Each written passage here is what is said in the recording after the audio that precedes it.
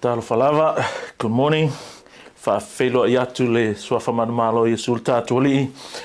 Il tātou ainga lotu i le nei tai au. I e whapena fwoi ona whalau te le atu le whaatalofa ma le whawhelo ai. I le ainga o le tua, so stasi, so se uso, so se tua whine. Ia keriso i le nei tai au. I e whawhelo i atu suafa manamalo i sul tātou li. Ma lor soifua, ma lor tapua i le tua.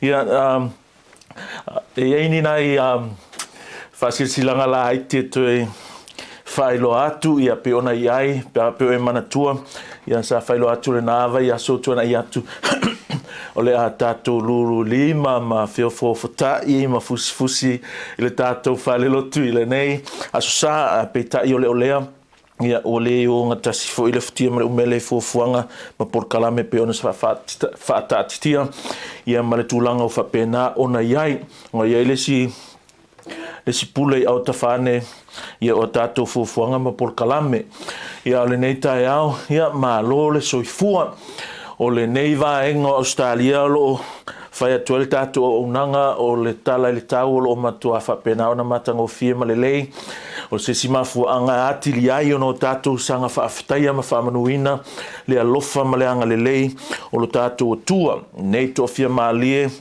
file mu o ma nei ava noa panga noa ia o lo maua pe whaasoa ina aile fionga pa ia a le tua ia o le mea lea tātou te vi ia ma whaamanuina whaatasi ai ia lona suafa pa ia ia o te rangona se nei fo ia ava noa whaapena ona whaonga tuai e whai au masui o le mātou ainga e whaafetai atu ai te le lava i le tātou ainga lotu i atu sae ma le anga lelei ma le anga alofa i mea alofa ala ese mai ua whape awale tau sia le mātou nei ainga o le mafutanga o le tatalo o tupe ia o mea ai fui ia o le mea lea whape naona mo le atu ai le anganga o le whaafetai always feel so small, feel unworthy, undeserving to be recipients of your goodness and kindness ia e pe ona iai ia le tātou mafutanga whamanui atu le atua e tusai malotou soifua whaitaulanga ia nei foi vai aso maua ni tala fia e tātou te sanga whaftai e pe le atua ia ona o stasi o fine sa whapena on tātou tuina atu mo le atua whapena ona anga le leile li ia uatu ese ina o ia ma le tangata fou ia o mea alofa le atua i le ainga ia ele ngati fo i le alfoa ia le atua i lana i ka le sia ia e ia elo tātou mata whaioi o le tausi whangale ia fionga pa ia le atua ia ma leo ina i mata upu a keriso ia o le vi inga ma le whaanganu ma le whaaftai e whaiale ilo tātou atua e tusai ia o le nei tae au te rangona ua e fia wha longo i le fionga pa ia a le atua ia o stasi o tala masini ai tātou peo ia te oelau tuspa ia ona su e loa lea whaatasi ma i le tusi o eskielu lo mta upo e tolu sifulma le tolu pe na ona ia se whaamalosi se whaamanatu ia whaasilinga i loa fo ia i tātou mal tātou sa valinga i le nei vaenga o le soifuanga o tātou iai eskielu o tolu sifulma le tolu lau whaitauina ele fwai upu mua se ia o le whai upu e iwa o a fionga alo tātou li o mai fo i lea fionga le li i a te au ua whapea mai le atali i o le tangata whai atuia i tangata o lo no ia whapea atu i a te i lātou a ofa o ina atu le pelu i se nu a whai e avea e tangata o le nu se tangata o lo lātou nu ma lātou tō fia o ia e whai mo lātou tangata wā ai loa atu e ia le pelu o lo usau i le nu a whaina te ilia le pū ma whai loa atu i le nu o se na te langona le leo le pū ai le ana iai a o ane le pelu ma oti ai o ia e lunga o lona lava ulu lona toto na ia langona le leo le pū a ua le ana iai e ia te ia lava lona toto a o le na te ana e whasauina ia lona ola ai a whai e loa le tangata wā ai le pelu o lo sau ai le ilia e ia le pū ma ua le whai loa atu i le nu a o mai le pelu ma oti e se tasio i lato o oti o ia e lana mi o leanga a o lona toto o te tau ia tua lea i le tangata wā ai o oe foi le atali o le tangata Ua auto fia oe e whai matangata wā ai, ile a ingo Israelu. O le mea lea, i e whaalongo mai ai le upu o lo ngutu, ma e apua pua i atu, i ate i lato i upu atu i ate au. A ofa i atu i le ua amioleanga, le tangata amioleanga e te oti lava oe, a whai e te le tau tala atu e apua pua i atu. Hai i le ua amioleanga, i aliliu ese i lona ala, e oti le nā tangata amioleanga i lana amioleanga, a o lona toto o te tau ia tua lea i ate oe. A o oe, a whai e te apua i atu, i le ua amioleanga, i aliliu ese o ia i lona ala. A whai na te le liliu ese i lona ala, e oti o ia i lana amioleanga. A ua, whasau ina e oe, lo lava nganga. Tātou talo i ovalo mātou tua, mātou vi ia mawhaftaia oe tusa o aua fionga. I eilo mātou mana onga, sili ia te oe nganga pa ia, se e alofa ma e fesoani mai. A ia ina o mātou loto ma manatu, ia mātou ma whauwhauina ma malamalama, manatu natu mai loa. Nau ta inga e mulmulta ia mawole mana e usi ta ia i aua fionga. Au mātou whaalongo e le neita e au lea li ie whetalai oe, whaonga ina. Le mea whaatau wa alava i au a au, whapena ona langona ina ai e o tangata. Aua fionga pa ia, lo mātou oli i whamanuia oe, le tau talangia, le maa whauwhauina, ma le a oina. O aua fionga pa ia i le neita e au i lo lava suafa Yesu. Amene. Amene. Ia pele wa ona whai atu o se tala whapena ona masani e tātou i le tala sa whaitawina. A tātou wa ai mamana tunatu iai, ia pele wa ona whai atu e masani e tātou i le whaitau mai le mata upu mua se ia o mai lava i le whai unga o le nei lava tusi tātou te matau wina ai le ngā solonga o le mafutanga a le atua maona tangata Israelu. A tātou wa ai le leila i le vala au a le atua i le tangata le nei o Eskielu. A iai Eskielu i le teimi, i le setting lea e tātou te whaitau wai. O le teimi le olo iai lātou i le tāwhianga. Wa uma teimi o le o inga, uma teimi o le whaasao saonga, o le tō sā o le atua e tusa ai ma le ifo i tupua ma le leu sitai o lona nu. Lea la o le temi wa matano to e whaafo i sia mai o le ato e whea ngai lona nu.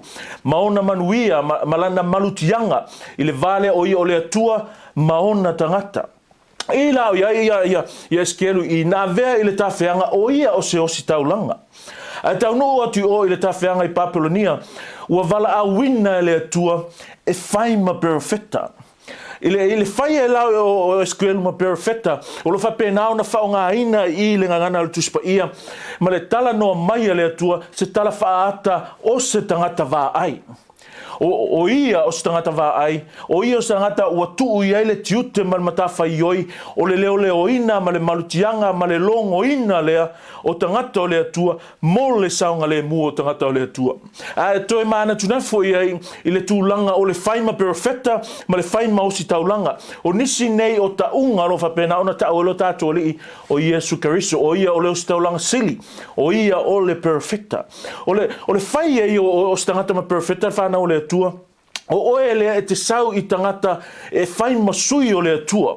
Being a prophet is being someone that come to people on behalf of God. You are God's voice for God's people. Au lea vea i o oe maus taulanga e te sau i le atua e whai ei oe masui o tangata o le atua. If you are a priest, you come to God on behalf of the people of God. I ila o lo tatou wa aia se ata whapena i le o langa ma le vala a wina o le nei tangata o Eskielu.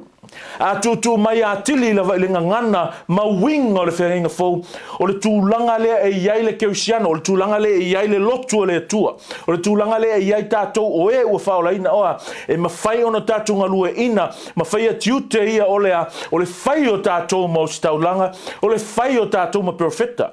I lo whai atu o le whai o tātou ma perfecta, I'm not talking about those prophets like Ezekiel and Isaiah. E le koe ese, se stala noa whapena verbally a tātou ma le atua.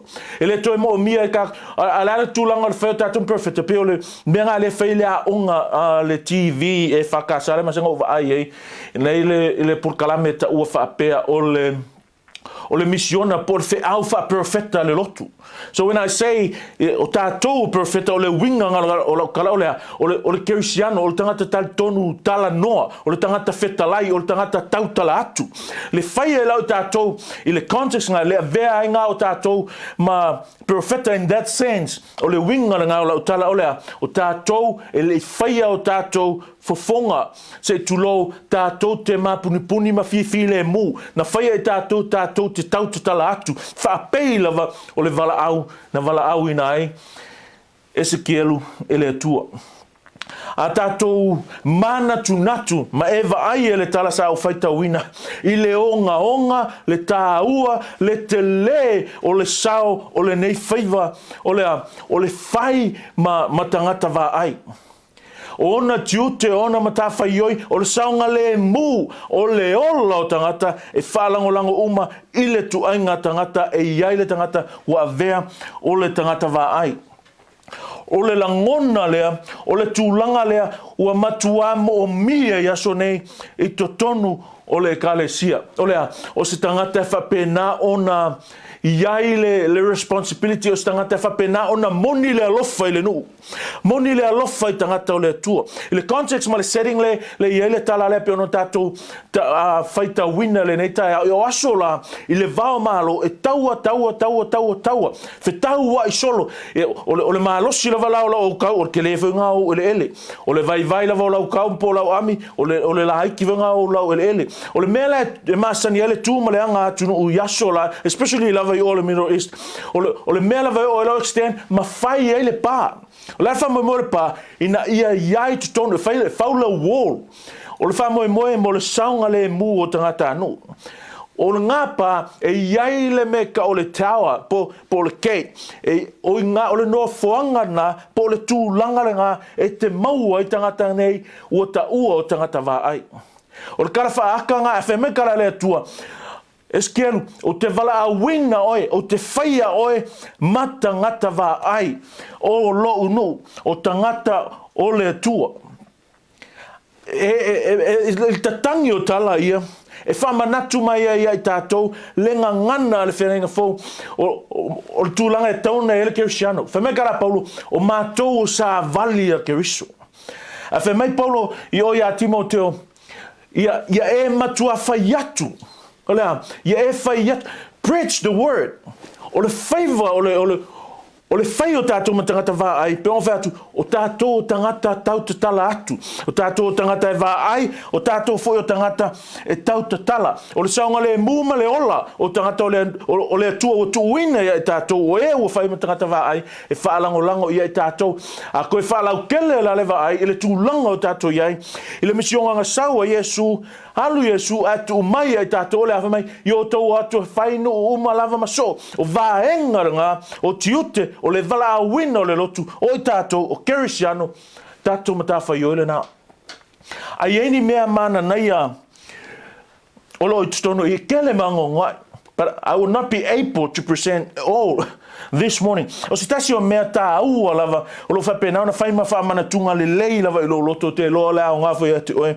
O le nei, o le afuanga, o le vala awina Ezekielu. Tō mai ai tātou, o le afuanga po le pongai, po o lo tātou vala awina. O le tātou ua vala awina o le atua. O le whapongai o le tātou vala awina. In other words, po o aina vala awia i tātou, o ai e ana le vala au. Mai kara Paulo, so se kaimi lava e kusi ai Paulo, i le telo na tusi, na kusi ave mai, o Paulo, o le au na keriso, o le apostolo, i le fina ngalo o le tua, o le ale mea ngai kamainga, o le tangata na te loalo na vala awina, e o ia Ezekielu, ngā ia i loa le fai mai, ua o mai fo i le afionga le ali i a te ap. O tala e sauma le mutu le tangata, ngā ngai loa kai anga le afionga, ngā ngai loa po le ale winga le afionga. He know his calling. He know from whom come his calling. Ngā ia i loa po ai au mai elo na vala awina. Langa le meanga o tupu yaso ne le whanau le atua. Tele tangata ngā lulue, tele tangata e fō linga mai olo o iai, i le mea le tātou te tau whai, ngā lulue ai le ngā luenga le atua. Ai le iloa le mafuanga, le iloa le pongai, le iloa po e vala wina e lato, fa fengo fele kala.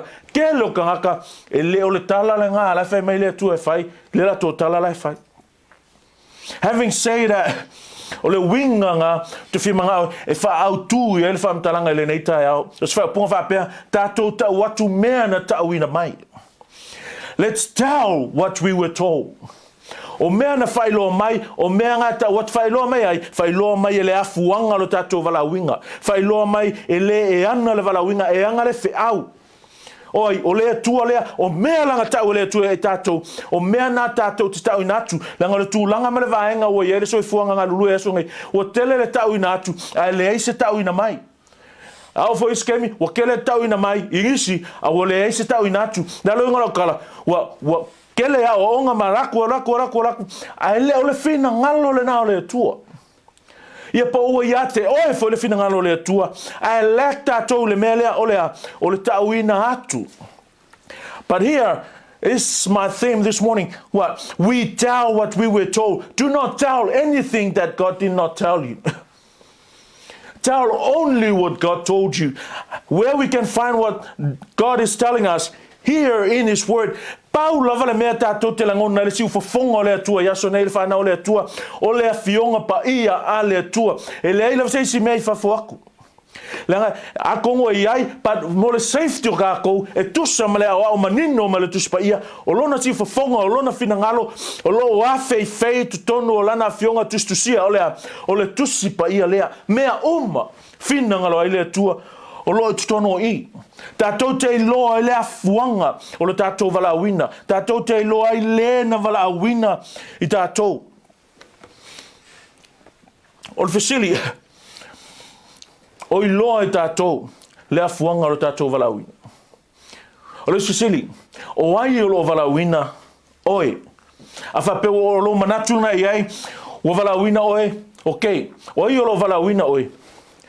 A whapeo kako Kirsiano, o le tātou wala wina lea, o le afuanga lea o le tātou wala wina, mai whea, mai le tua, whawhenga I longa mea, o le tātou tautala atu, o le tātou tau atu, ngā o mea lava whai mai ei le tua, he ese lor kako kala whai aku, o le whamao ninga le nā, he ese le mesa o le tātou wala wina. Mena e whanau noa ai, mea ngā e fuwa ai le loto, I le mole meo kanga whai mai, I lo le tua, ai ese le kala le lei, e leo le kuspa ia lea, tangata whai mai, e talitonu le tuspa ia, ai whaupopo e whai mai siang kuspa ia. Whai mai, tau watu, le mea ua tau ina mai ia I tātou. We tell what we were told. We were told in the Bible about Christ. Wa tala no mai le tuspa ia I tātou. Ia Iesu Keriso. O le tātou mea le na e tau watu, o le tātou tala na e tau watu. O le whātaunu uina, o le wala uina lea, e whao ngai e le atua tangata. Awai, e le whengatai le atua ona au ina maini angelu whapei unga masingi ai. E le whengatafo I le atua ona wha makamaki kele lunga o le langi I ani tustusinga e whailoa mai elona finangalo. Pe sau noa tu sao mai fo I lona si fofonga fa pe unha par kili ala ngonga le rolangi atoa e le whengatai le atua ona fetalai mai fa pena ai na ala tu sai malona lava finangalo lilo olea e whaonga ina e ia tangata whaonga ina e ia tangata e lavea ina I tangata whaonga ina e ia tangata e momoli e tualanga sa vali isi foi tangata whapei ona ia wala awai ia eskielu le tala sa tātou whaitawina whanau le tua mo mia le toe whangwhangu, mo mia le toe whaamanatu ia I tātou. Le a fuanga o lo tātou wala awina. O lo manatua le lei o le ana le wala au. O lo iloa le lei o lo wala awina. E tenga lue tonu ai. O lo langona le lei. O le tala na tu ina atu ia te oe le atua. E ala ilona nganga pa ia. Ilanga kuspa ia. O le tala le na e tau tala atu ai tātou. Mea ngā ke ola ia. Ina umona whaola ina oe. Olea, ina io tātou tau atu. Ana peongo whai atu le polas whareile tātou maftanga. Ana wha pe paula vale au le mea whinangalo ile atu e tātou. Ia whaola ina e tātou. Uma longa whaola inga. Ave loka ko langi. Aile hai. E iai le misionga. E iai le savali. E iai le ngā luenga. Nā lai ona whaola ina e tātou. Whaola ina I tātou, ina ia whaola ina nisi tangata, whapeila wanga o atu tala lei a te oe, I se isi tangata, whape ngā foi, o na o atu tala lei, I se isi tangata, e ala atu ia I tātou. E se le mangai a mol tangata na te iloa le whaapungai o lona walauina. E whaamalosi ai tusa lava pe whaingata le whaolaina. Whaamalosi ai tusa lava pe whaingata le whaolaina. Whai mai kala a tuspa ia i le skelu e lua. Whai upu e lima. Mara tuspa ia. O i lato foi, o tala le atua ia skelu. O i lato foi, pe lato te whaalongo pe le ai. A wā o le ainga fau vale i lato. Whai upe fitu foi whai mai. Ia e whai atu lava upu ia te i lato. Pe lato te whaalongo pe le ai. A wā ua fau vale lava i lato. O la a to fa kala au le wingo fa kala me kala le tua e le o se pisingisia oe po le ale tali mai pe fa longo pe le fa longo o le melo ke mga ya te oe ile a fe pe fitu ye fa ya tu lava ha upu ya te ila to o le tiute le na o le vala winga le na o le kale si ya sonei o le fa ya tu upu we tell what we've been told we tell what we were told of the word of God o me o feta lai ele tua ye tato this is a challenge mo tato fana o le tua o le ale umi talu ona fai atu le tua ia te oe le ale umi talu ona vala awina oe le tua a fa faingo fia kile kala le ale umi te tau ona tatou faulaina o le skaka o fia kausanga o kel siango e le tala noa lava i sesi i le faulatanga lea e le pa i lava lima i le pulenga i le eskelu i e le matala lava le ngutu i se upu e ali atuai o ia ua vala au i aile atua. It's a challenge. Mo oe mau matato uma le kale si ale atua ma so se keu siano olea. Tau watu mea ua tau ina mai ai tatou. Ele taua, ele au mai a mea i ai tatou te nofo ma tatou le ai o le wha, e iai le wha moe olea. A mei kala Iesu o tou o malama lama o le lalangi o tou. O le malama la e solu. O isi kemi wa makua i Musa e sae le malama ili wha puku uma la malama ala lave pongsa la me kau fai wha ta ape le malama. Simply means tato uoma ta watu e iele misionga le roku makala Yesu ia oto o atu ma fai no uma lava maso. Ta watu le mea ua uma ona ta uina mai e Yesu ia i tato. Mo tangata na te iloa le whapongai o lona vala awina na te langona le siu fofonga o le atua.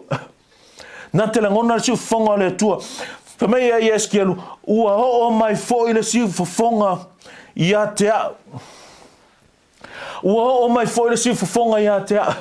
Le winga ngā lau tala whaku, ke le au tau atu, ai le ai se tau ina mai le winga lau tala, o te le launga, o launga, ai whaalongo le malu tutoa. Ko kiki lava, o isi o aku ma isi launga, ko kiki ale ai ma se mea kauna kalaka, ili a fionga pa ia ale atua, o la le winga kala, that's not the voice. God's voice has to be from here. No one can be saved. Il que leo o se poco sesi porque leo so uloa le leile makausi silma mea uma e le faola inga ises e faola inga tangata ile pure word ale fionga pa ia ale tua o le upu o sua susu le suia le ese fa popo le ese ko ese fa ko ama faila ia le o nanga lue ina ma mo le swinga ile olanga o le tangata e selma ngai mo tangata na ke loa lona walauina e te ngā lue mautinoa ngā lue fia ngā lue le whaalongolongo ti ngā aisea langa whai te lolo walauina e te loa le na walauina oe i loa le siu whafonga o le tua i loa le kuspa ia o mai le tua lo walauina a whapau skeusiano e le aise sikali o le yes mai le tua lo tatou walauina o e usita ia ma ta whaioi o lo walauina mea nana tuu ai o e le tua i le ainga ngai whai mau ainga mea ngā tua ai o e le tua i le ofisa ngai ki whainga ruenga ai mea ngā tua ai o e le tua i le kua ngā whalapo putonga nai te ai mea ngā vatu e le tua kua ngā whangau peo whangau ngai ngai te oe. Aisea, ina ia ili e oe le pūlea. E na ia tau tu e oe, mea ia ua uma ona tau ina mai, ia te oe. Mea nganga tu ai oe, ngā luenga whenga luenga, mea nganga ku ai oe le aunga ke aunga, mea nganga e ngofo le whalenga ke ngofo ai, next door, maiska ngaka ngai, aisea, e iai le whamoe moe, ia tau atu ai e oe mea, ua uma ona tau ina mai ia te oe. While I'm talking now, au tala no atu le neita e alfa na ole atua, people are dying and going to hell. O le mea onga, mea whainga tānga, lei, au ke alo ilu makau sisili o le predestination le atua malanga election, no, that's God's part. Our part, kala ngoa mai le mea utui na mai le atua e tātou lea, o le moli ma watu matala i atu. E iai le pule au le atua, okay, au le atua pule au nga, e iai langa wala au iai tātou olea, moli ma watu, tala i atu, whailo atu, lona fina ngalo ila langi susulu atu, lo tātou malama. O le talia malele talia, e leo se tāpi singisinga. O le tāpi sinisi, o le ta watu, o le whailo atu, o le susulu atu. O matafa ioi o le tātou walauina. Walauina i tātou. E le walauina tātou te momoe le whanau le atua. E le walauina tātou te tāwhawhao. E le walauina i tātou te tāwhea ai. E le whaolaina i tātou te sauloto mai le salama le tula fono ma mea mawhapenga ina i o tātou eva and have good times. No, na wala awina i tātou o le wala awina o le fita. Wala awina i tātou o le wala awina o le tangata wāai. Wala awina i tātou o le wala awina o le tangata tamoi. Wala awina i tātou o le wala awina o le tangata discipline le lei. Nenga o le tūlanga nga e te taona i ei tātou. E waaila i ei ma tā whai ioi o le tātou wala awina. O le wala awina e whai ma tangata wā ai. Whai ma tangata ua tū i ei le tiute ma le ma tā whai ioi o le wā ai le lei. O tangata o le atua.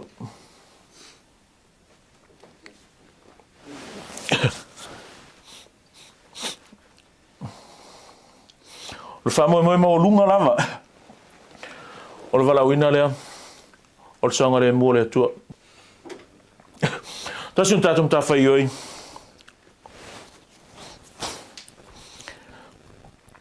Mo le whai upu e tolu. Makaku spa ia. Ai loa atu e ia le pelu o lo sau i le nu. A whai na te ilia le pū. Ma whai loa atu i le nu. O le upu o le iloa. O le vaai, you see. Oro means, it also means to understand.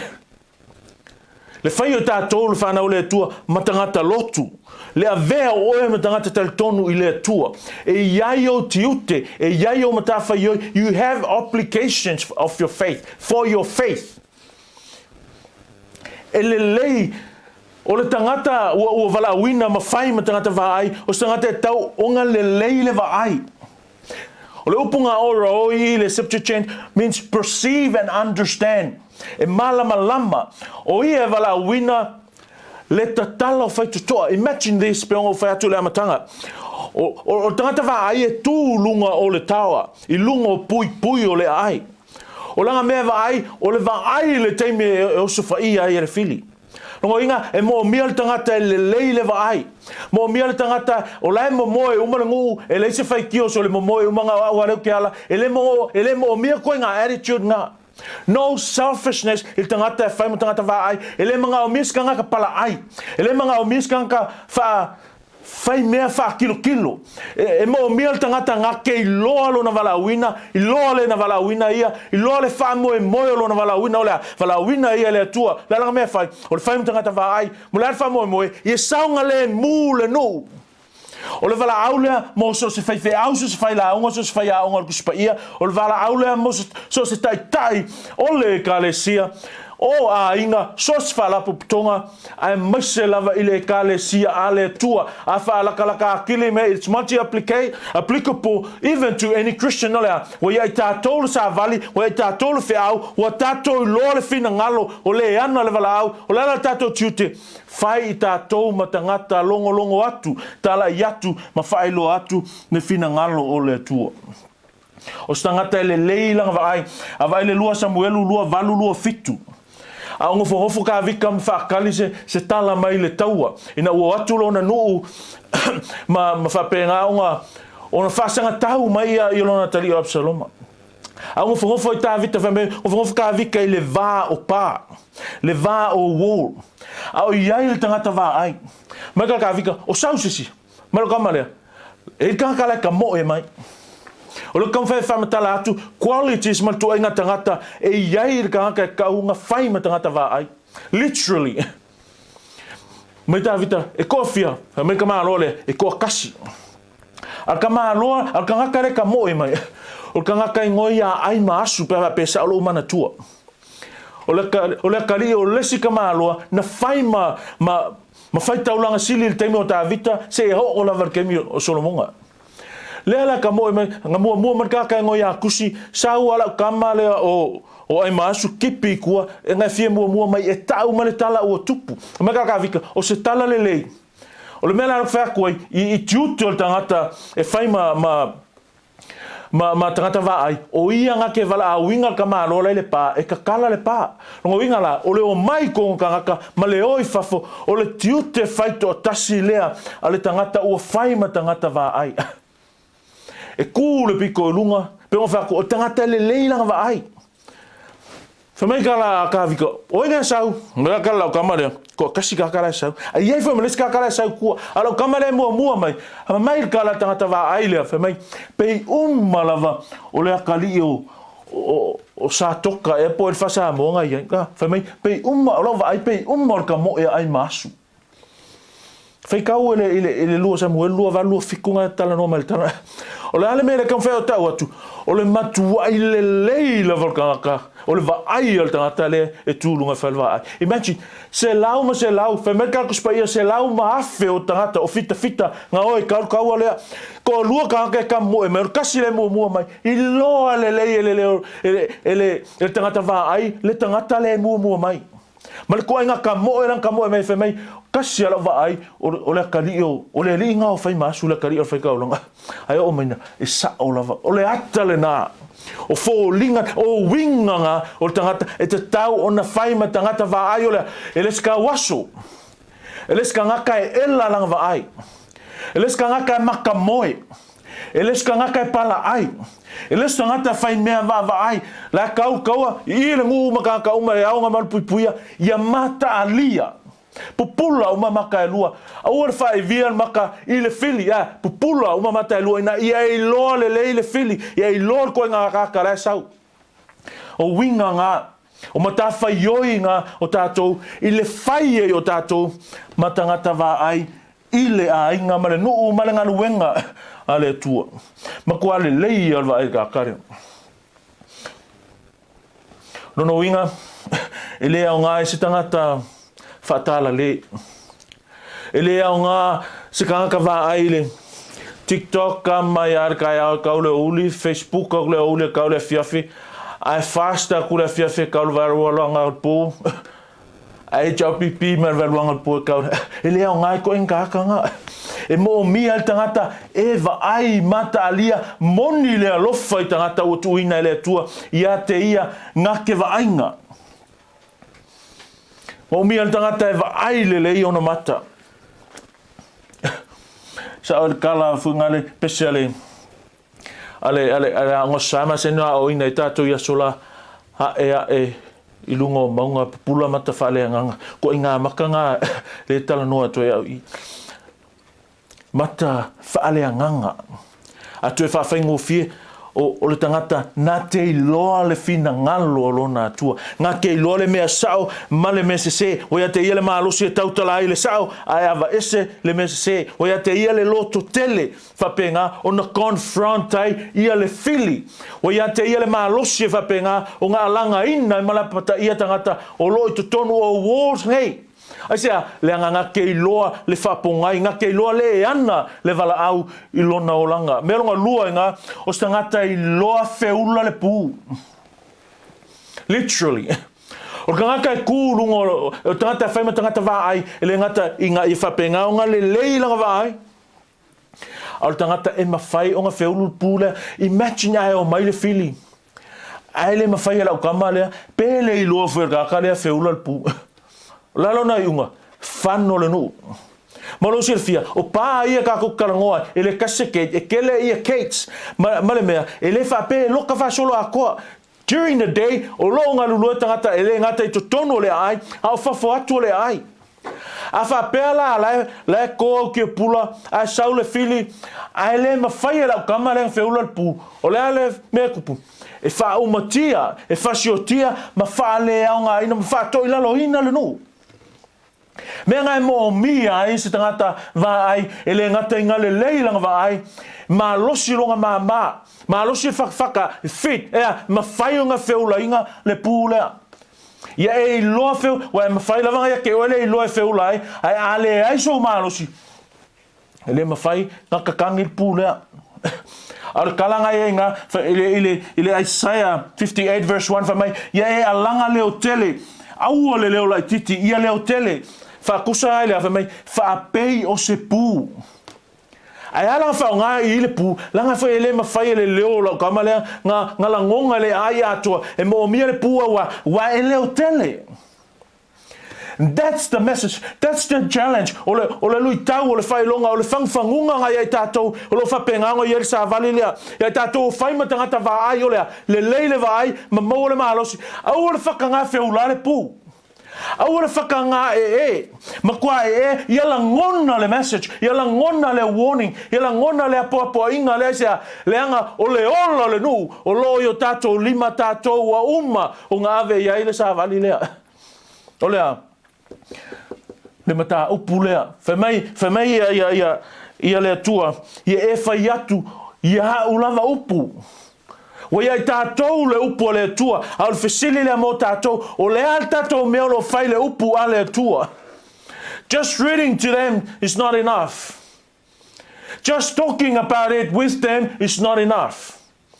Just recurring to it as we have a conversation is not enough. No, we need to know it. We need to study it, exegete it, study it in its context by which we get the proper, the profound, true message of it that has the power to save lives. And that's why we're here. That's why we were given this message. Menga nga umaya ia tatou le sa vali le vala au le olea ina ia ta watu mafailo atu ili le pulea inga wa umma nga vai le o makamai lo aku le fili aso ngai kele fili wa ia le mafai le tele tangata vai o ngai lo asia le vai a fa pefa wa lo ma mata wina le fili a le lo ai le pula le ngor kala pala ai fefe le mafai o de tala le mutu e tau tala atu e se sele me lea a sao me lea.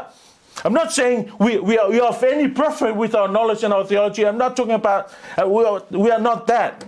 But what I'm saying is when you know the truth and you keep silence, that's not being a faithful watchman. Know the truth. Lo le pumoni. Ai le ai se me fai ai e lo se tangata va ai fa tua ina e lo se tangata va ai fa mo inga le ngaka va ai e lo se kerisiano alofa le na kerisiano e lo se fai fe au moni le alofa tangata le tua le nga fe au e lo se fai la unga mata mo i le tua le nga fai la unga ai se le ai le fili o la menga ka fai o le fe ulo le pulea ia la ngona ma kwa feula le okele ia uanga i le lei ele moe kangaka moe le au moe le po ia uanga ngai kuo se avangoa e ka alo fasolo a ko ai leo li ia I video games day and night. Makua feula ia ua ngai mawhai on concentrate. Ile vai news o whainga malo Samoa. Makua feula ia ua ngai moa se avangoa la ngonga ingi kalangi mui mui ngā whai. Makua feula ia ua ngai kaungule ngā oi lau fuafua. Makua feula ia ua ngai sao se keime ke maa fau ai I lau pepelo ngai kau fau. Ole mea ngā kākou e whai. Ole a I loa fili feula le pū. Hell, this is the one. We pick up this word and preach it, teach it, make it known, make it be heard. So se kalinga, ka kauanga o kala le, o ia whaia talana, o ia whaia le matawhaionga, tātou Gariciano, tātou le lotua le tua, ua wala awina e le tua. Lesi mea mata wina I matawhaioi, arkanga ko whaim tangata waai, o stangata ele leile whaalongo. Not necessarily literally apply I ka whaalongo e. Whaaleanganga ngoinga ele mga o mias kanga ka whaipe. Ele mga o mias kanga ka ele anga whaalongo. O stasi na te le la ngona le si ufafonga o le tua. Langa le whai kara kuspaia I whai upo e fitu. Mai, o e foi la tali o le tangata o autofia o e whai ma tangata wā ai le ainga Israelu. O le mea lea, whamai ia e whaalongo mai ia upu. Aua ki whaalongo ia lako, aua ki whaalongo I philosophers, aua ki whaalongo ia o onga male poto le neila o langi ia, whaalongo mai ia upu le tala lea lea tua. Whaalongo mai ia Ile upu alo ngutu ma e apo po atu ia te ilato I upu atu ia te au. Wa kaulava upu sa marfonga le tua tātou watchman. Upu ngā tātou te tau atu mā po ia tuai. E whawheonga ko lole mautinoa o le upu leo le upu me le whafonga le tua. Le kuspa ia le tua. Menga wha mei kala a Paulo a Timoteo o tuspa ia uma lava. Na mana vaina le nganga o le tua. Sau mai fofonga o le tua. Tuspa ia umalava. Whai o tātou matangata vaai, ia le leila vaai. Awa ki whakanga vaai, makua vaai. Awa kuri moela vaai. Ia le leila o feula. Ia maualo malo se feula le pula ia la ngona pero nganga I sei fa mai aua le leo la kiki makua le o kele fa pe le leo le pulo ngoinga e fa kusa inga a ile pu eles kama I leo asia le nga foi o la ye kanga kala ile va manga o mia le loa le nga foi kanga kala ka ele sami manga o mia le longo ina o le fili leo o mai e tanga tala nga lulue e tanga tala mo moe e ia fika la ele lopo fe la ko pelu mala ko kauma la ko Mea ka uma e mo mia le alert, mo mia le armed up, o le fili is on his way. Au mia le lei o le tātou whaalongo. Ina ia sa o le tātou tala e whai atu. O le si mea, a kangonge e su ele melo tangata wā ai I kara kuspa ia. E iei kemi ngā pio mea whai ia mose ia le tue a mose whai ia pū siliva. Ke opa e whasa mose aonge. O le lingala ele fa pe kukusa uma lava le pattern por scale e ili ele pulea a fa pe wa vai kanga ko la tamai le ai they could be friendly ele ili ele pu e fa pe anga wona le kaua and imagine pe fa pe kanga kale e kulunga fa le va ai le ele loa le se senga o pattern pe le loa le se senga o scale. It could be the enemy lo sau a ili le friendly scale. O le me e tupu fa umatia le no. What is the message? This is the message. What? Know your Bible to be simply. I loa le fionga pa ia ale tua. Ia I loa le sa vali o le taimi ma le taimi. Ia I loa le upu tau ina atu. Inga nge ke fa pea oe o la so longa le lei. A le e so longa le lei. Ngi fa pe foi oe o le a tutupu mea le pelongia I tatu ai le ingi mea ngi fa pe foi ka ko le a so longa le le pe ai le ai o iai me o mo tu mata manga e iai le ke me tutupu ai e mo mi ai le fautuaina ma le polo inga apo inga I tatu o le si mea le tatu mata fai oi fa tangata va ai o lea e tatu apo I atu mga o mia o stangata tautala. Stangata iai le fofonga ai loa whaonga. Nanga e mo mi ai le whaalongo le tātou wā se le whaalongo se le tau tala atu. Longa winga e le au ngā se ngu. E le au ngā se tangata ngu. I'm not talking about being eloquent here. I'm talking about having a mouth and use it. O le whai o lo whonga ma whaonga ina. Whaonga ea e tāla i ai lea whionga pa ia a lea tua. Awa ainga ile ngā so longa o leo langa mori mau. A whai tau leo ane mua whakasi. Ia anke lea leo so o pekere whai mai. Ua ia ulua i maua lo na uso. Nalanga mea whai. Whangi mi linga penga whankai renga chami penga I know. Mai ua ia ulua i maua lo na uso. Whai mai rola ia. O na whai atu lea ia te ia. Being responsible. Watchman. Ofo ia Filipo, mai nga ia uru, nga maua Nathanielu, lalanga mea whai, na ia whai atu lea ia te ia, ua maua le Mesia. A whaatono e Paulo Timoteo, mea, ia whai le leila o siva, whai le leila o pese, pe whai le leila o pefo, no, whai mai kara Paulo, lona tali whale nganga, ia e tala i atu le upu, la unga. Preach the word. La unga tala i atu le upu le whai kala le atua ia e whai atu apopo i atu i upu mai lo ngutu. Aua le kua ia upu langa le mai lea ua mai ele lotu yaso nei olea. Whai le upu le atua kaki ai a mai a upu, mai anga upu mai umae ua mangu upua uma tatou ai le langona ma le iloa le upu a le atua. Mai ia Paulo ia e tala i atu le upu. O stangata e talitonu ia fionga pa ia a le atua. E le mawhai o ngā e matua alua i alu ma le ato toa. Kui ma le ulu moli mau wha maoni, tā lai wha maoni. E le mawhai ngā stari wha maongi. E le mawhai o ngā whai kako cameras wha maoni. E le mawhai o ngā sua tātou matoanga i le papo stari wha maoni. E le mwhenga toanga o ilo walawina i le kāresia wha maoni. Pe a wha pēa. E le talitonu oe i le awhionga pa ia a le atua. We do what we do because we believe in His word. Tātou te talitonu i lana awhionga pa ia. Tātou te talitonu i lona whina ngalo. Mai kara le atua whai upe fitu i askielu ho upu atu i a te au. Aua le whaia i a tātou upu. Lala winga le tarape atu nga ngana waso nei. Exegete the word. Know it in its context. Study verse by verse and words so you can know what exactly God wants us to know. Lana fionga pa ia. E lo se tangata e mata fefe. O tangata e tau tarasao. O tangata e alofa moni i tangata o le atua.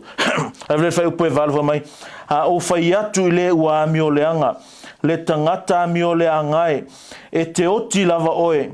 A whai e te le tau tala atu e apo apo i atu ai. I le ua ami o le anga. I le lu ese i lona ala. E oti le nā tangata ami o le anga i lana ami o le anga. A o lona toto. O te tau i atua lea i ate oe. E le mawhaiskanga pala ainga whai le mea lea. E le mawhaiskanga ka maka whewhe o whai le mea lea o lea. O le whaisa o le tangata. Tu o wala anga sala. Tu o wala le tonu. Li liu mai i le atua ina ia wha o la ina oe. O le onga nā ma le matu iaranga o le tātou whaiva le whanau a le atua.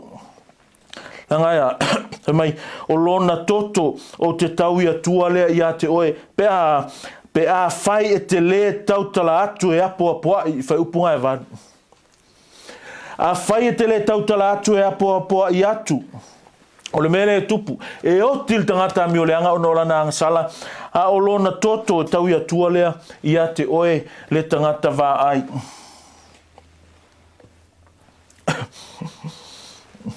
Ele skirsiano ngungu, kau kirsiano. Ele ni whaiwhi au ngungu, tātou whaiwhi au. Ele ni whai a onga pala ai, tātou whai a onga. O tangata e whaonga, ia le upu a le tua. Tangata e tautala atu, ia fionga pa ia a le tua. Le ki oa whai mai Paulo, o tā lofa ia te au, pe a ou le fola ina le tāla le lei. Ai upu isi translation mai, for I am under compulsion. Familiar translation, since I am compelled to preach. A familiar translation, for necessity is laid upon me.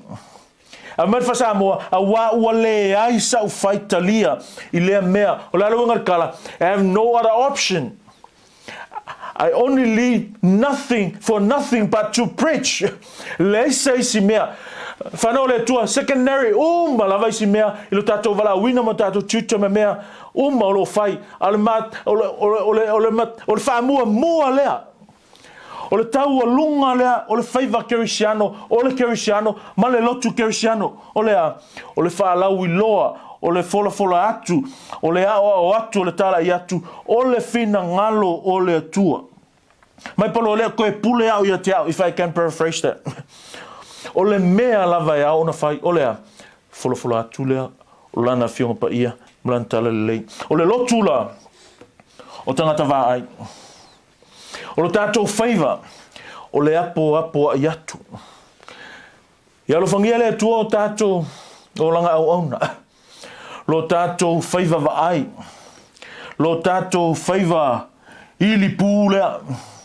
Lo tātou whaiva whaalongo. Lo tātou whaiva tautala atu.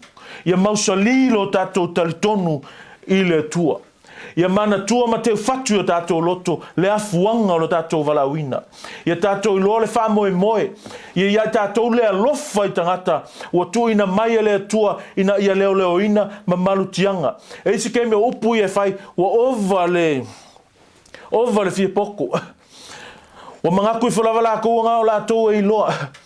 People will talk. People will say whatever they want to say, because they're entitled.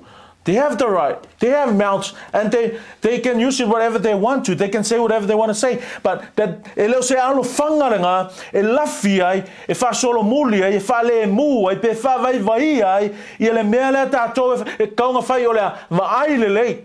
Ili le lei e la ngonga le pū, wha longo le lei e la ngonga le siu fonga, o le na tui na atu a te oele sa vali, a poa i matala i atu, le fe au lea, i e talitonu i a fionga pa ia a lea tua, ma ia i loa le onga, o le matafa i oi wa tui na mai, ia i tātou, mai a, o le toto, o i latu na, o i lunga, o tātou ulu, pe a wha pea, e le tautala atu, tātou. Whanau lea tua, o le nā lelu i tau mo i tātou. O lo whai lava le nei ma le nā, i le nei lalo langi. Ai aua nei ngalo le loto le tua, e iai lona wala a wina. Au le ngalo tātou wala a wina. Whai tātou matangata wā ai, i le lalo langi. Sulu tātou malamalama. Moni le alo whai le tua. Ia lofa i tangata ua tuina mai e le tua. Whamanuia le tua e lo fina ngalo e tusa o ana fionga. Let's pray. Iovalo mātua tua, mātua whaamanu ina lo suafa, whaftailo whaamanatu mai a i mātou, le tuainga, o langa e aono mātua o lai, i le whai e mātou matangata kerisiano le atua, le li ie mātou te le ato atua, ma mao i mātou ma se atoanga i lo fina ngalo, i whaiva matiute e ao ono mātou ngalulu e ai, le ngata, ie au pito iti ilo mātou nei a inga lotu se ia o lava ia i mātou ua whai mata i tae lea li ie mātou te tau tino atu mātou te nau lava i se whainga e sili ai telo taimita mātou te le o le aunanga le atoanga le mana onga e te whina ngalo aia i mātou lea li ie ta maara mātou te talo se e lofa wha a ngalo mai o afo ini mea wala pe aila mātou sa valinga lea li ie ne whai e o i mātou matangata wala awina whai e o lau i kare sia mātou kerisiano ma e ua ta ua tangata wā ai lea tua se e alofa wha a ngalo mai. La mātou te talo o lea ta mai male poto le loto tele. Le mā losi mātou te mōmia se e alofa mafua ina lea i mātou lo mātou wali. Ta mā wala aufo ia te oe o istasio le amwhaiona a whea. Le nei au unanga i sistemi o luma anga le leila o whio. O ani mea o mātou suona tau talangia ma mawhauwhawina e le tusa malo whaasino mai ta mafa mangalo I mātou le tua. So stasi o mātou mo whaatasi le nei sa vali mai a te oe I le nei tae ao le ali ia ia mātou talia ma le loto mawalalo ma le file mo ma le manatunga o lou la valea fina ngalo mo I mātou lo mātou ali. Whamanuia mai oe I mātou uma, whamanuia foi oe le whanau ma mea whaingaluenga whaonga aina e ala tuai le nei au onanga a ia siliona vi ia la o fiolo mātou tua. Mana tua I la tō te talo ma mana tua mai pēr I mātou launga tasia I mātou uma I o manuia tu maulavi inga I lo suafa. Ta maula mātou vala aulea e ala tu ia Yesu lo mātou li, maula mātou whaola. Amen. Amen.